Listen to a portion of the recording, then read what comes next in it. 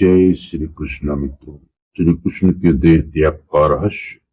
भगवान श्री कृष्ण के पास इतनी शक्ति थी कि अगर वे चाहते तो महाभारत जैसे महायुद्ध को एक झटके में खत्म कर सकते थे, वह भी बिना किसी की सहायता ली। लेकिन उन्होंने एक सारथी बनकर युद्ध को सही दिशा में ले जाने का निर्णय लिया और महाभारत को हथियारों या बल से नहीं बल्कि अपनी बुद्धि और ज्ञान से जीता। अब आप सोचिए, एक ऐसा व्यक्ति जिसके बारे में कहा जाता है कि वे ईश्वर के अवतार थे और जिन्होंने धरती पर जन्म धर्म की स्थापना करने के लिए ही लिया।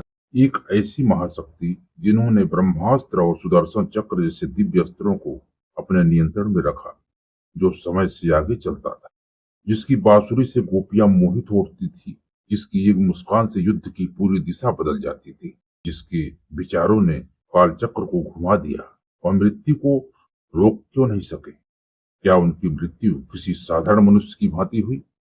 क्या उनका शरीर भी समय के नियमों में बंधा हुआ था, या फिर यह कोई रहस्यमय लीला थी जो समझने के लिए आज भी लाखों लोग गीता और भागवत का सहारा ले। श्रीमद् भागवत महाभारत के अंतिम पर्व हरिवंश पुराण, इन सभी ग्रंथों में भी कृष्ण की मृत्यु का उल्लेख किया गया है।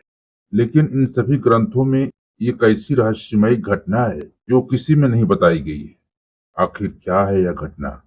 क्या मृत्यु को प्राप्त होना उनकी कोई योजना का हिस्सा था?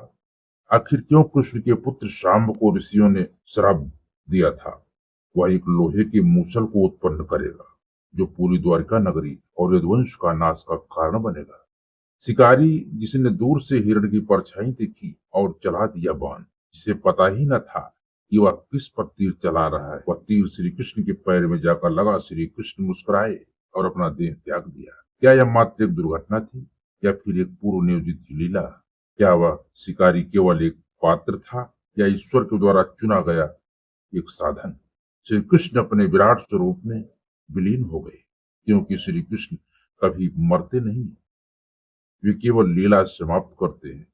वो आज मैं आपको एक ऐसी यात्रा में ले जाता हूँ जहाँ आप श्री कृष्ण के राजा से ईश्वर और कैसे एक ईश्वर ने इस धरती से अपने देह को त्यागा। क्या गांधारी ने श्री कृष्ण को श्राप दिया था? आखिर क्या था उनका श्राप? यह यात्रा केवल एक कथा नहीं है, यह है मृत्यु के दर्शन, एक कला जो समाप्ति में भी जीवन खोज ले, एक ऐसी कथा जो भगवान को विमर्श बना दे। लेकिन उससे पहले अगर आप भी मेरी तरह श्री कृष्ण के भक्त हैं तो कमेंट में जय श्री कृष्णा जरूर लिखें, और चैनल पर नए हैं तो वीडियो को लाइक करें, सब्सक्राइब करना न भूलें। महाभारत का युद्ध अब समाप्त हो चुका था। चारों तरफ सैनिकों और वीर योद्धाओं के शव थे। कुरुक्षेत्र की मिट्टी खून से रंगी थी और वातावरण में खून की गंध, रथों की आवाज और तलवारों की टक्कर अभी भी गूंज रही थी। पांडवों ने अपने भाइयों का वध करके अधर्म को हरा दिया था और धर्म की स्थापना की। सबको यही लग रहा था कि अब शांति आएगी, लेकिन यहीं से एक नई कथा का जन्म हुआ। अर्जुन को गीता का ज्ञान देने वाले, युद्ध के हर मोड़ पर पांडवों का मार्गदर्शन करने वाले, भीम को न्याय का अर्थ समझाने वाले श्री कृष्ण मौन थे, क्योंकि उनको पता था कि इस युद्ध में कोई नहीं जीता था। सबने किसी न किसी को खोया था। अपने शव पुत्रों को खोने के बाद गांधारी बहुत क्रोधित हो उठी। जब श्री कृष्ण गांधारी से मिलने जाते हैं तो उनका सारा गुस्सा उन पर फूट पड़ता है और यह सब श्री कृष्ण को सहन करना पड़ता है। अब श्री कृष्ण का जीवन एक ऐसे मोड़ पर आ जाने वाला था जहाँ केवल विनाश था। गांधारी ने श्री कृष्ण को श्राप दिया, जैसे मैंने अपने 100 पुत्रों को खोया है वैसे ही तेरा यदुवंश भी नष्ट हो जाएगा। 36 वर्षों के भीतर तेरा पूरा वंश खुद ही आपस में लड़कर समाप्त हो जाएगा। उस समय सब कुछ थम गया, लेकिन श्री कृष्ण समय के आगे रहते थे। उनको यह पता था कि एक ना एक दिन उनको इसका सामना करना पड़ेगा। वे मुस्कुराए और माता गांधारी से कहा, धन्यवाद माते, मैं आपका श्राप आशीर्वाद समझकर स्वीकार करता हूँ। यह श्री कृष्ण के जीवन में एक नया मोड़ होने वाला था। वे जानते थे कि अब वो आएगा, वह यह संदेश देगा, जब कार्य पूर्ण हो जाए, जब धर्म स्थापित हो जाए और संसार में व्यक्ति ने जिस काम के लिए जन्म लिया है वह पूरा हो जाए, तो स्वयं भगवान को भी अपना देह त्याग धरती को छोड़ना पड़ता है। गांधारी का श्राप केवल शब्द नहीं था, वह एक बीज की तरह था जो धरती में गिर गया था और अब समय था उसके अंकुरित होने का। श्री कृष्ण को यह पता होने के बाद भी ना ही वे उस श्राप से भागे और ना ही अपने भाग्य से मुंह मोड़ा, क्योंकि वह जानते थे कि समय का चक्र रोकना उनके लिए उचित नहीं होगा। अब समय बीत रहा था। द्वारिका में 36 वर्ष पूरे हो चुके थे और कुछ विचित्र घटनाएं, कुछ बदलाव देखने को मिले। यदुवंशी जो कभी वीरता, संयम और मर्यादा के लिए जाने जाते थे, उनमें अब अहंकार ने जन्म ले लिया था। कृष्ण की अनुपस्थिति में, यानी उनके मन से हट जाने के बाद, उनके कुल युवाओं ने धर्म का मार्ग धीरे धीरे त्यागना आरंभ किया। शक्ति का घमंड अंधा करने लगा था। तभी एक ऐसी घटना घटी जो द्वारिका के विनाश की पहली सीढ़ी थी। एक बार कुछ यदुवंशी शाम प्रधुम और उनके मित्र ने आरसियों का मजाक उड़ाया जाए, वे उन्होंने शाम को स्त्री के भेष में तैयार करके साधुओं के पास पहुंचे जो भगवान की आराधना और ध्यान में लीन थे। सांब और उनके मित्रों को यह मजाक लग रहा था और उनका मजाक बनने के लिए सांब ने प्रश्न किया, हे मुनियों, बताइए इस स्त्री के गर्भ में कौन सा पुत्र जन्म लेगा? वे अपने बल का प्रदर्शन कर रहे थे। साधुओं से झूठ बोलना, उनका मजाक बनाना या उनका अपमान होता है। और वे सब यह भूल रहे थे कि साधु महाज्ञानी होते हैं। उनकी दृष्टि केवल शरीर तक सीमित नहीं होती है, मन एवं भविष्य भी पढ़ लेते हैं। और तभी उस अपमानित मन से साधुओं ने क्रोध में श्राप दिया, यह नारी भेष में जो व्यक्ति है वह एक लोहे की मूसल को जन्म देगा और वह मूसल बनेगा तुम्हारे वंश का काल, जो सबका विनाश करेगा। समय बीतता गया और वह घड़ी आई जब सचमुच सांब के पेट से एक भारी लोहे का मूसल निकला। यदुवंश के लोगों ने देखा और घबरा उठे। उग्रसेन जो वहां के राजा, उन्होंने आदेश दिया कि उस मूसल को पीस कर चूर करके नदी में बहा दिया जाए ताकि उसका प्रभाव खत्म हो जाए। लेकिन साधुओं का श्राप कभी व्यर्थ नहीं जाता मित्रों। मूसल के छोटे छोटे कण समुद्र में लीन नहीं हुए। समय बीतता गया और उस बुरादे को समुद्र तट की घास उगाई नुकीली, तीखी, कठोर, जैसी अग्नि के लिए तैयार हो। कृष्ण सब देख रहे थे। उन्हें सब यह पता था, जो यदुवंशी कुल सबसे शक्तिशाली माना जाता था, अब वह घमंड अहंकार की राह पर चल पड़ा है। उसी घमंड में जलकर सबको राख कर देगा। और यह मूसल तैयार हो चुका था, चाहे वह लोहे की छड़ हो या शब्दों की तीखी धार, तब कोई रोक नहीं सकता। अब केवल उस दिन का इंतजार था जब भाई एक दूसरे के दुश्मन बन जाएंगे, एक दूसरे के खून के प्यासे हो जाएंगे और कृष्ण कुछ नहीं कर पाएंगे। उन्हें ये खामोशी में अपनी ही लीला का सबसे दुखद अध्याय देखना होगा। समय बीतता गया और उस मूसल ने अपने आप को समुद्र के नीचे छुपा लिया था। सबको लग रहा था कि खतरा टल गया, लेकिन उनकी बर्बादी का हथियार धीरे धीरे तैयार हो रहा था। जैसे कोई नदी को ऊपर से देखें तो सब शांत लगे, लेकिन अंदर उसका बहाव भयंकर हो रहा हो। द्वारिका अब भी अपनी भव्यता में चमक रही थी। यदुवंशियों के ऊपर शक्ति, वैभव और घमंड का ऐसा बादल मंडरा रहा था कि अपने ही कुल की मर्यादा भूल चुकी थी। एक दिन बहुत बड़े उत्सव की तैयारी समुद्र के तट पर हुई, जहां सभी पुरुषों को बुलाया गया। सांब, प्रद्युम्न, अनिरुद्ध और बहुत से वीर सब शाही चाल चल रहे थे। फिर शुरू हुआ मदिरा सेवन। हर कोई मदिरा को पानी की तरह पिए जा रहा था। किसी को भी चेतना उनके बस में नहीं थी। धीरे धीरे सब एक दूसरे की बुराई करने लगे। किसी ने किसी के राज खोले, किसी ने किसी की पत्नी का अपमान किया और यही शब्द अब हथियार बन चुके थे। हर कोई एक दूसरे का अपमान करने लगा था। तभी एक व्यक्ति ने कठोर मुसल नुकीली जैसी समुद्र के किनारे वाली घास को उखाड़ा और हमला शुरू किया। देखते देखते सभी के हाथों में वह हथियार बनकर एक युद्ध में बदल गया। वहां एक भाई दूसरे भाई को मार रहा था। श्री कृष्ण खड़े थे और सब देख रहे।